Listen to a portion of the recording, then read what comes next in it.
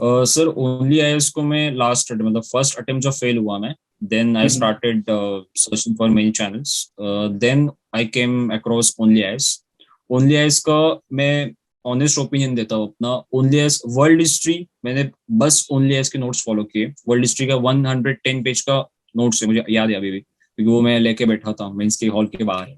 Then polity के लिए notes, जो जीएस2 जो है, जीएस2 पूरा मैंने ओनली के नोट से किया है। इवन पॉलिटी के ये टाइम पे भी जो 5-6 क्वेश्चंस जो थे ना, इवन पार्लियामेंट्री कन्वेंशन वाला, वो सारे क्वेश्चंस मैंने उसी से अटेम्प्ट किए, मतलब उसमें वो सारा कंटेंट दिया था। Then also in GS one there was notes on society, और ऑल्सो एक वैल्यू एडिशन का नोट्स था जिसमें डेटा दिया था सारा।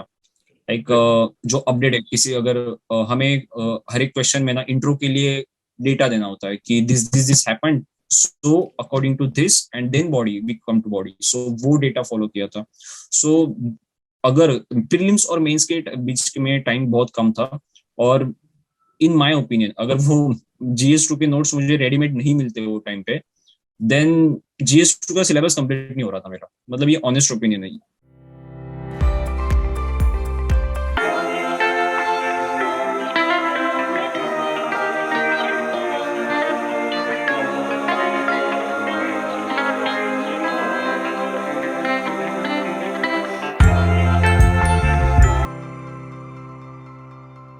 Hello everyone, welcome to Only IS.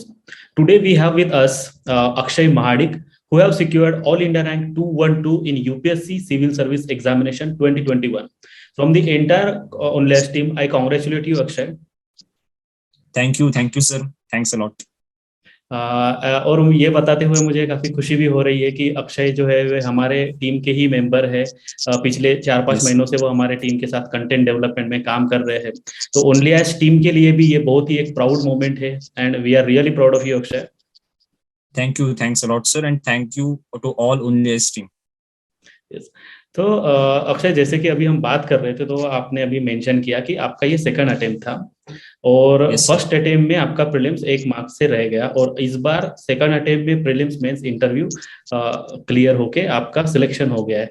तो can you yes please sir. Tell us about this entire journey, that how you started preparation and what was your preparation level at first attempt, why you could not make into the prelims, and then how you cope up and how you face those challenges and overcome them, and then how you made it into the list this year. Okay sir. So my preparation journey started from 4th July of 2019. But the real reason why I failed in first attempt was I was not able to be calm in real examination hall. मतलब मैंने जो दो basic question जो कोई भी जाके solve कर सकता है वो मिस्टेक कर दिए थे, और मैं वन मार्क से रह गया था। सो वो दो जो क्वेश्चन थे वो मुझे 1 साल कॉस्ट कर गए थे। सो मुझे ये लगता है कि फर्स्ट अटेम्प्ट और सेकंड अटेम्प्ट में मैंने क्या डिफरेंस लाया, कि I was trying to be calm, मतलब पेपर हर एक के लिए सेम आता है। मैं खुद को पेपर को जाने से पहले भी ये बोल रहा था कि पेपर हर एक के लिए सेम रहेगा, डिफिकल्ट आने वाला है, paper will be unpredictable but for everyone.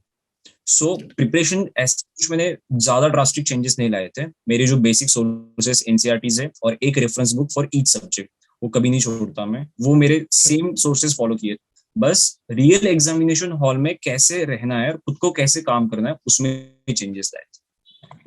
Correct. तो जैसे कि you mention that this is very important because अगर एक क्वेश्चन भी हमारा गलती से मिस्टेक मतलब उसमें हो गया है, जिसको हम एग्जाम के बाद तो सिली मिस्टेक कहते हैं, लेकिन no mistake is a silly mistake, every mistake is equally disasters and it may cost you 1 year. जैसे कि आपको ये यस। लगा कि 1 साल रुकना पड़ा उसके लिए। उसके साथ साथ I would like to ask you Akshay कि आपने प्रिपरेशन जैसे कहा कि जुलाई में 2019 से चालू किया है। जुलाई 2009। Twenty yes. यस 29 तो आपके माइंड में ये थॉट कैसे आया कि मुझे यूपीएससी की प्रिपरेशन करनी है? क्या ये पहले से था? बिकॉज आपने इंजीनियरिंग किया है, मैकेनिकल इंजीनियरिंग मुंबई से। सर यूपीएससी का जो एम था मेरा पहले से था, लाइक बचपन से पता था कि यूपीएससी करना है। बट यूपीएससी एग्जाम इतनी अनसर्टन है और उसमें कंपटीशन इतनी टफ है। सो पहले इंजीनियरिंग ऐसा चूज किया क्योंकि to have a strong backup, अगर इन केस अनफॉर्चुनेटली नहीं हो रहा है, which is possible for me also in future, which could have been possible. So to have a strong backup, उसमें कुछ अलग जाके मैं मास्टर्स कर सकता हूँ, तो उसके लिए मैंने इंजीनियरिंग किया and then I started for UPSC preparation. Correct correct. और मतलब जैसे कि नॉर्मली होता है कि आपने जैसे बचपन से सोचा, लेकिन किसी ने तो आपको कहा होगा कि तुम्हें यूपीएससी करना है या तुम्हें आईएएस बनना है, जैसे as as we discussed and we know that I know कि तुम्हारे पेरेंट्स भी सर्विस में है, टीचर है मम्मी और पापा भी सर्विस में है। तो क्या पापा मम्मी ने बताया या मतलब कहीं और से पता चला या किसी आईएएस को देख हम के इंस्पायर हुए? एक्चुअली मेरे पापा ने बचपन से मतलब दिमाग में डाला था कि मतलब वो नॉर्मल सर्विस में, सिविल सर्विस में नहीं है, but he is agriculture department, agriculture supervisor in taluka level. So उनको ऐसे था कि मुझे मेरे बेटे को करवाना है, मतलब तो मुझे ऐसे नहीं है कि फोर्स किया गया ये चीजें सारी, बट एक मोटिवेशन या इंस्पिरेशन उनसे ही आया था कि ये करते हैं क्योंकि ये अलग है और एक चैलेंजिंग है। और जो प्रीवियस ईयर टॉपर्स रहते हैं, अनुदीप दुरु शेट्टी सर रहते हैं, जो जो भी रहते हैं, उनकी वीडियोस देखता था मैं, तो फिर एक इंस्पिरेशन मिलती थी। और ये एक्सटर्नल और इंटरनल बोथ जो फैक्टर्स मैटर किए, उनसे फिर हेल्प हो। करेक्ट। तो इंस्पिरेशन तो दोनों थी, मतलब इंटरनल एक्सटर्नल थी, लेकिन इसमें गाइडेंस बहुत इंपॉर्टेंट होता है। और जैसे कि गाइडेंस के लिए नॉर्मली लोग दिल्ली, पुणे, जैसे महाराष्ट्र में अभी है तो पुणे में जाते हैं लोग, अगर ज्यादा नहीं तो फिर दिल्ली जाते हैं। बट आई थिंक आपने तो मुंबई में रह के प्रिपरेशन की है। तो गाइडेंस आपको कहाँ से पता चला, मतलब इंटरनेट से पता चला या कोई आपका फ्रेंड जिसने आपको गाइड किया? How you come to know, because preparation तो हम स्टार्ट कर देते हैं, लेकिन कैसे करना है, कौन सा सब्जेक्ट कितने टाइम पढ़ना है, ऑप्शनल कब करना है, ऐसे कितने सारे सवाल मन में होते हैं। क्या आपके भी मन में ये थे? और इसके लिए आपको कहाँ से सजेशंस या गाइडेंस मिले? सर मैं कहना चाहता हूँ कि हर एक एस्पेरेंट बिगिनर था, मैं भी एक बिगिनर था, जिस जब जो इस पॉइंट पे मुझे कुछ पता नहीं था, मैं भी कंफ्यूज रहता था। सो मैंने 2019 में एक कोचिंग ली, वो 1 ईयर कोचिंग कंप्लीट की। और उसके बाद मतलब वो कंप्लीट नहीं हुई मेरे से, दिसंबर में छोड़ दी थी मैंने, 6 मंथ्स में ही छोड़ दिया, क्योंकि मुझे पता था कि जो भी होगा मेरे सेल्फ स्टडी से होगा। और उसके बाद मैं फिर मुंबई वापस आया, मुंबई में आया, और जो मार्च 2020 से सेल्फ स्टडी पे ही फोकस किया। लाइक अभी ओनलीएस का चैनल है, तो ओनलीएस के चैनल पे कुछ कंटेंट आता है, तो उसमें अगर पॉलिटी के नोट्स है तो वो फॉलो करो, वो देखो कि करंट ओरिएंटेड है क्या। वो कस्टमाइज करनी पड़ेगी स्ट्रेटेजी कि मुझे क्या सही लगेगा, क्योंकि हर एक का अपनी स्ट्रेटेजी अलग होती है, क्योंकि हर एक के स्ट्रेंथ एंड वीकनेसेस अलग रहते हैं। सो मुझे क्या चाहिए होता है, बस रेडीमेड कंटेंट जिसमें अच्छे से कुछ करंट ओरिएंटेड हो और वो जो एनालिटिकल हो, और यूपीएससी में आप डायरेक्टली यूज कर सकते हो, क्योंकि यूपीएससी एग्जाम ऐसी कि जिसका प्रिपरेशन कभी खत्म नहीं होता, ना किसी का सिलेबस कंप्लीट होता है। ऑनेस्ट ओपिनियन, मेरा भी सिलेबस खत्म नहीं होता मैं इसके टाइम पे, still I was able to crack the examination. So real reason is कि आप कितना सर्च करते हो गूगल पे जाके, जो एक्स्ट्रा ऑर्डिनरी जो सर्च होते हैं वो करते हैं।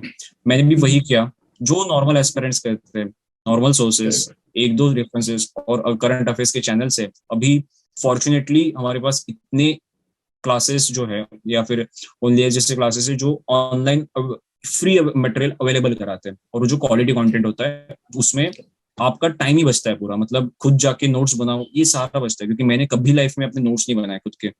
अभी भी लोग मुझे पूछते हैं, नोट्स मेरे पास है ही नहीं दिखाने के लिए। सो ये सारा हेल्प किया।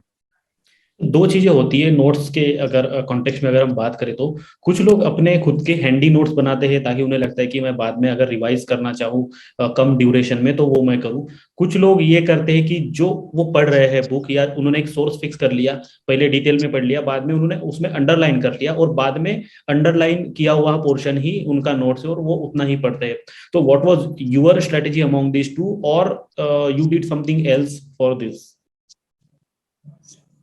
सर मेरा ऐसे था कि मैं कभी भी एक बुक उठाता हूँ, अगर मुझे कुछ लिखना है तो मैं साइड में लिखता हूँ उसी बुक में, और हाईलाइट करके रखता हूँ। मैं कभी भी ऐसे कुछ नोट्स नहीं बनाया आपने कि ना ये मेरे नोट्स है, ये अब बाद में जाके मैं पढ़ूंगा, ऐसे कभी नहीं हुआ। क्योंकि मुझे ऐसे लगता है, इन माय ओपिनियन, कि डिस्पाइट ऑफ मेकिंग नोट्स, अगर वही बुक मैंने बार बार पढ़ी तो मेरे दिमाग में एक फोटो मेमोरी आएगी, और वो फोटो मेमोरी मुझे रियल एग्जाम में काम आएगी। ये मेरा ऐसे, हर एक का अलग ओपिनियन होता है, किसी को अपने नोट्स लगते हैं, लेकिन मैंने कभी नोट्स नहीं बनाया अपने, मेरे मतलब ऑप्शनल के बनाए, वो भी माइक्रो नोट्स। और मेंस के टाइम पे पेपर के पहले जो 2 घंटे का टाइम होता है, 2 घंटे के 2 जीएस के बीच में, उसमें पढ़ने के लिए बस एक पेज का माइक्रो नोट्स बनाया था वर्ड्स वाइज, वो भी last day of mains.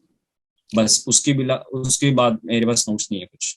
Okay, जैसे कि आपने कहा था कि ओनली एस के थ्रू आपने काफी रिसोर्सेज का यूज किया, तो ओनली एस को आप कब से फॉलो कर रहे हैं, और ओनली एस आपको आपके पूरे प्रिपरेशन में किस किस स्टेज में किस किस तरह से हेल्पफुल रहा है?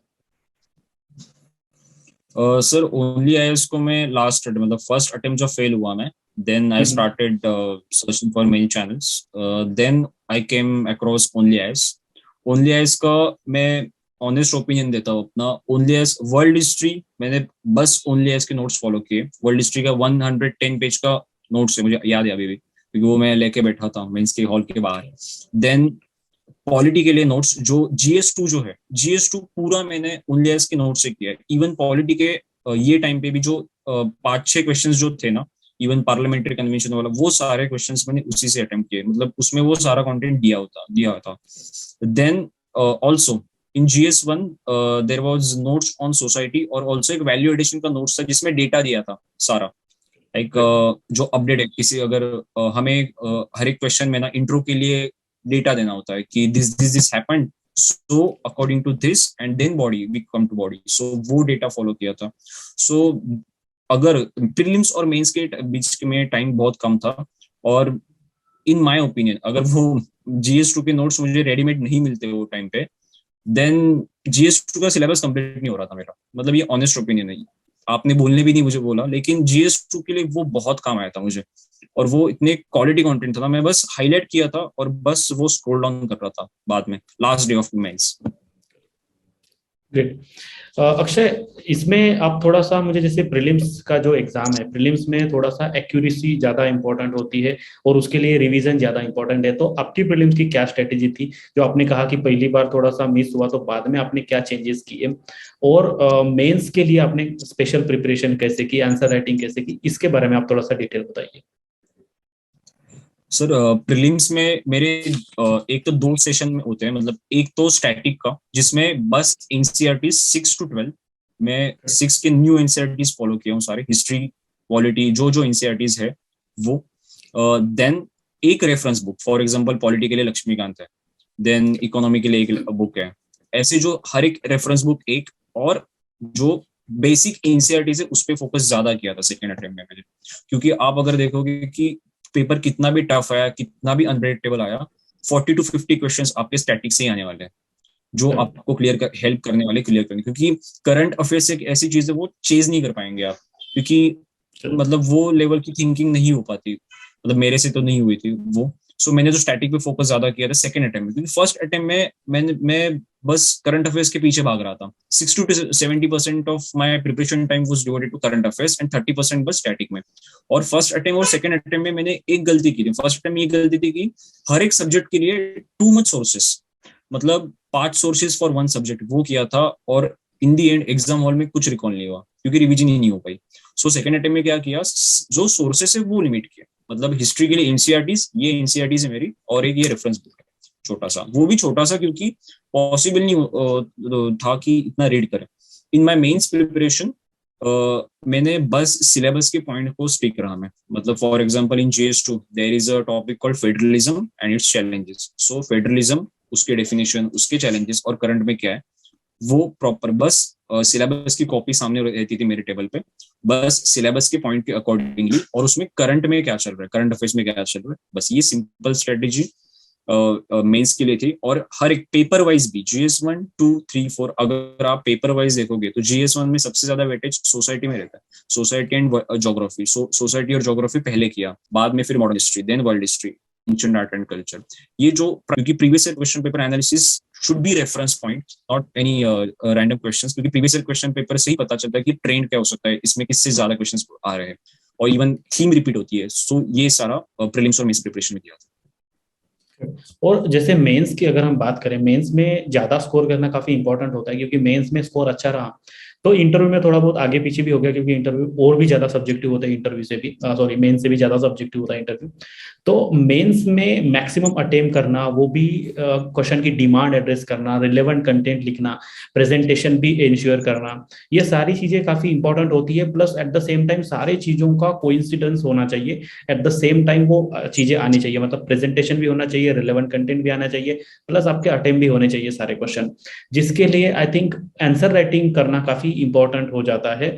तो आंसर राइटिंग आपने कितनी की और कब से की? आंसर राइटिंग का कितना रोल है मेंस का अच्छा स्कोर करने में? मैंने आंसर राइटिंग सिर्फ प्रीलिम्स के बाद, मतलब जब मैं प्रीलिम्स पास हुआ उसके बाद चालू हम्म, की थी। बस ऑप्शनल की जो आंसर्स थे, मैंने ऑप्शनल का अपना प्रिपरेशन जो है वो क्वेश्चन आंसर के फॉर्मेट में ही किया है। मतलब हम्म, सिलेबस का ये प्रीवियस ईयर क्वेश्चंस और उसके आंसर्स वो पहले किया था। बट जो जीएस 1 2 3 4 के जो आंसर राइटिंग है वो प्रीलिम्स के बाद जब मैंने प्रिपरेशन चालू की एक्सक्लूसिव मेंस के लिए, तब मैंने चालू किया। बट मैंने आंसर राइटिंग एज सच बहुत कम की है। मतलब एसी के लिए, बस एसी के लिए मैं एक या दो ही एसे लिखा था। इवन जीएस 1 2 3 4 का हर एक का एक ही पेपर दिया था, क्योंकि टाइम कंस्ट्रेंट था, मुझे पॉसिबल ही नहीं था उतना देना। फॉर्चुनेटली मेरे राइटिंग स्पीड ज्यादा है। मतलब आई इवन ये मेंस में भी मैं सारे क्वेश्चंस अटेम्प्ट किए थे सारे सब्जेक्ट्स के। मतलब 20 20 क्वेश्चन सारे अटेम्प्ट हुए थे। सो आंसर राइटिंग मैंने प्रीलिम्स के बाद ही की। उसमें आंसर राइटिंग करनी भी चाहिए, क्योंकि डिमांड एड्रेस करना आना चाहिए।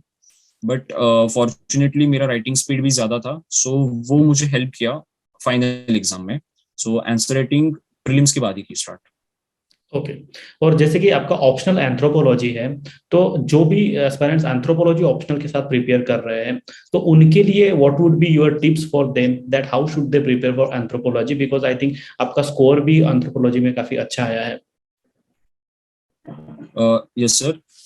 एंथ्रोपोलॉजी के लिए अभी 2018 के बाद एग्जाम का ट्रेंड चेंज हुआ है। पहले हम्म, सिलेबस के पॉइंट से डायरेक्टली क्वेश्चंस आते थे, अभी हम्म, वो कॉन्टेक्चुअल क्वेश्चंस आ रहे हैं। तो वो एस्पिरेंट्स को अंडरस्टैंड करना चाहिए कि आपको डायरेक्टली क्वेश्चंस नहीं आने, बट आप उसी सिलेबस को ऐसे पढ़े कि वो आप लिंक कर सके। पेपर 1 को पेपर 2 से लिंक करो, पेपर 2 को पेपर 1 से लिंक करो। बस कंपार्टमेंटलाइज मत करो अपना ऑप्शनल। मतलब अगर पेपर 1 से कुछ पूछा है तो ऐसे मत करो कि पेपर 1 का ही लिखना है उसमें। आप पेपर 2 के अगर संस्कृताइजेशन वेस्टर्नाइजेशन जो कॉन्सेप्ट है वो आप पेपर 1 में भी यूज कर सकते हो। There is a concept called nature man spirit complex. ये जो कॉन्सेप्ट है, अगर आपको पेपर 1 में पूछा गया तो उसी में यूज कर सकते हो। और वाइस वर्सा, अगर ट्राइबल एजुकेशन, ट्राइबल की कोई हेल्थ की प्रॉब्लम्स है, वो आप पेपर 1 से कुछ कॉन्सेप्ट उठा के किसी थिंकर का कोट करके वो आप पेपर 2 में लिख सकते हो। सो मेरा तो ऐसे था कि मैंने पेपर 1 और पेपर 2 एक होलसम सिलेबस पकड़ा था कि ये ही मेरा सिलेबस है। पेपर दोनों भी अलग है लेकिन सब्जेक्ट एक है। अक्षय, मैंने तुम्हारा डैफ जब देखा, एंड आई फाउंड दैट कि आपने टेंथ में 98 पॉइंट कुछ परसेंटेज आपके, मतलब 98 99 परसेंटेज आपके टेंथ के एग्जाम में थे, और ट्वेल्थ में भी आपके 92.55, मतलब 93 अप्रोक्सीमेटली आपके परसेंटेज थे। और इवन इंजीनियरिंग में भी आपका जो सीजीपीए है वो 8.5 समथिंग है, मतलब 85 परसेंटेज ऑलमोस्ट आपके वहां भी है।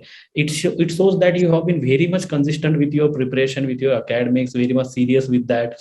तो ऐसे पूरे सिनेरियो में बाद में यूपीएससी भी आपने, मतलब फर्स्ट सेकंड अटेम्प्ट में ही आपने एग्जाम निकाला है, विच शोज दैट कि you have been very to the point with your academics. तो इस पूरे प्रोसेस में इनफैक्ट आपने फिर क्रिकेट का भी आपका थोड़ा बहुत पैशन था, जो आपने अपने खुद के टीम को रिप्रेजेंट भी किया था। तो आपकी हॉबीज, इतना पढ़ाई करने के बाद भी आपने हॉबीज परस्यू कैसे की, कहाँ से टाइम मिला इतना?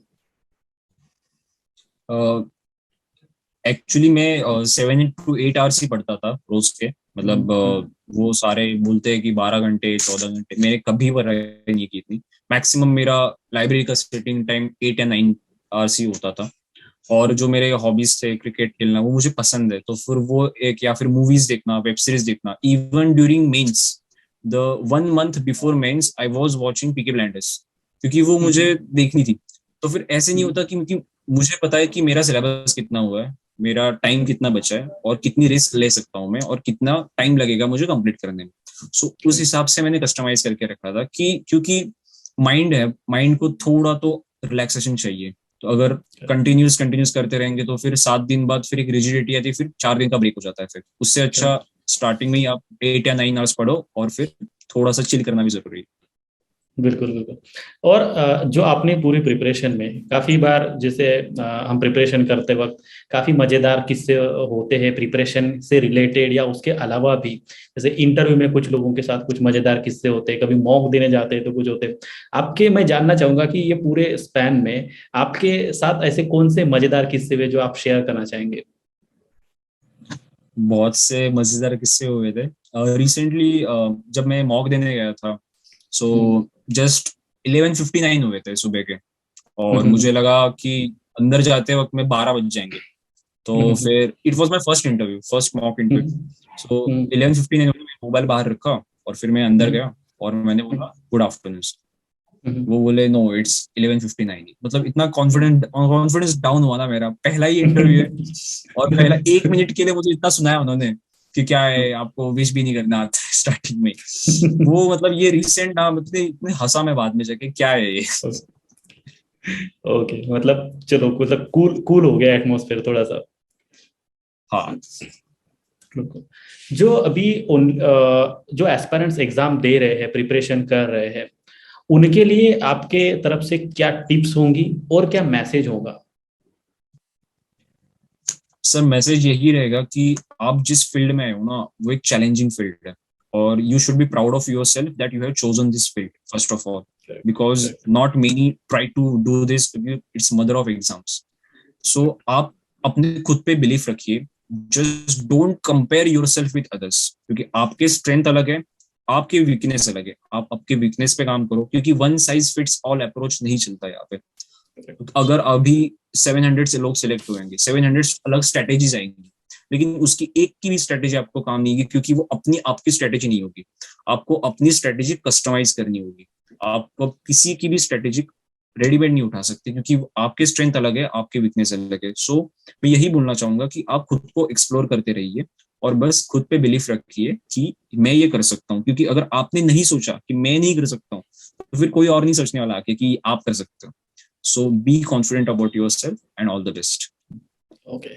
So, thank you very much, Akshay, for your valuable inputs and valuable time. It was a really great time with you, Akshay, and entire Onlyas team is again very much proud of you.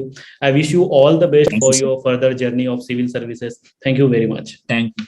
Thank you. Thanks a lot, sir. Thank you.